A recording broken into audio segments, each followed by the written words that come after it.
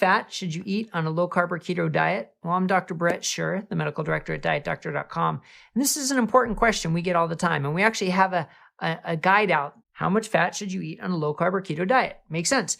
Because we want to help guide people to understand this, because there's so much conflicting information. On the one hand, people are saying you have to eat as much fat as you can. That's the key to the weight loss. And there are fat bombs and bulletproof coffee and all these other different things. On the other hand, we've had decades of the low-fat diet. And then in the middle is saying maybe use fat as a lever where you can increase or decrease it. Well, hopefully this is going to clear some of that up. So first, the low-fat diet, maybe that's right for some people, but we know there's certainly no harm to having a higher fat diet, especially when it's a low-carb diet, right? The harm is the mixed high-fat, high-carb standard American diet. That's the one we got to get rid of. So we're not even going to talk about that anymore. But when it comes to a low-carb diet, the keys are restricting carbohydrates, right? Finding your level of restriction and reducing your carbohydrates to that level. Making sure you're getting adequate protein.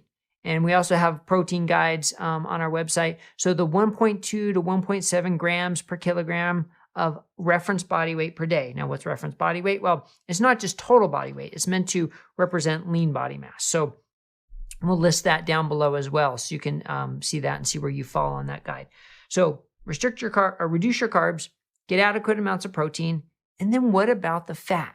Fat is then energy. It's calories, and it's a lever that you can use because it also can help you feel full, help increase the enjoyment of your meals, add to your recipes and your creativity.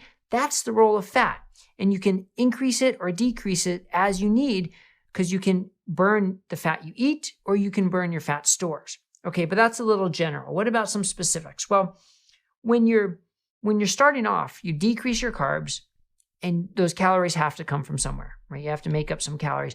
So that's when I recommend initially, don't fear the fat. Add as much fat as you need and you can in the beginning, because you don't want to be hungry during that transition phase. Right? And when you're transitioning into a low-carb or keto diet, you want to make sure you're not experiencing hunger, because that's going to make the transition harder. But once you get past those initial couple weeks, then it's time to say, okay, now let's see what my weight loss goal is. What's my weight loss progress? Because by reducing the fat you're eating, you're going to start burning your own fat stores, and you're going to get into a calorie deficit, and you're going to lose weight, most likely, right? And you're doing it in a way to lower your insulin, improve your glucose, and all the other benefits you get from a low-carb diet. But if you lower it too much, you may go into too much of a calorie deficit, and you might start to get hungry. And hunger is something that can derail any good diet.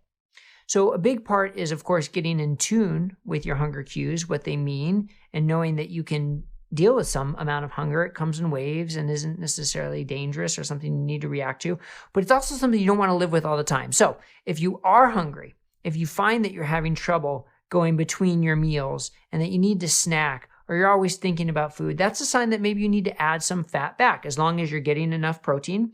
And you can also try adding some fibrous veggies that are low carb, and then adding the extra fat to decrease that hunger. But then when you find you're making it between your meals, no problem, eating 2 meals a day, no snacks, you're not hungry, okay, then if your weight loss is stalled then it's time maybe to dial back on the amount of fat.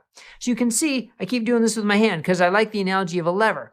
You increase or decrease the amount of fat depending on your goals and your progress. You want enough fat for satiety and for taste and enjoyment. That's the role of fat. There's no magic number of the amount of fat you have to eat. It doesn't, have to be a certain percentage or grams or whatever the case may be. You reduce your carbohydrates.